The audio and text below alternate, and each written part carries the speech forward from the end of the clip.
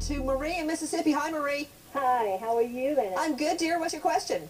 My question is, you know, I've seen Misty many times crying real tears and being real upset because of this, and I've never seen Ron do anything but screw up his face and whimper. And I think he married her to keep her close to him, but to make sure she wasn't telling on him instead of seeing what she might have done. I really believe you need to look closer to Ron. But he absolutely has an alibi for when she went missing, Marie. Who took up for him? Who punched the clock for him at work? Who made sure that... Okay, let me just dispel that right now, and I'm going to go out to Art Harris.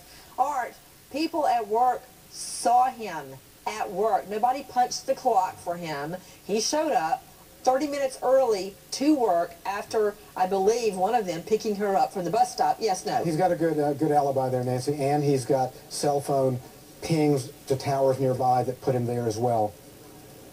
What about it, Marlena? Well, he also has confirmation from the police. I mean, they went all through his cell phone records, like Art was saying. And the bottom line is, Nancy, is that he had nothing to do with it. He's been... Straight out to special guest joining us tonight, Terry Shoemaker, the attorney for Haley's biological father, Ronald Cummings.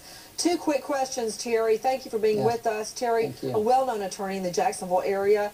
Number one, are there witnesses placing Ronald Cummings at work about 30 minutes before he was supposed to punch in, and that he was there till his shift ended, the night shift? Yes, no? Yes, and it's not a punch-in, you know, as far as a time clock. They actually have to use their fingerprints in order to scan in and check in for work. So okay, even better. He definitely was there. What kind of job was it, Terry?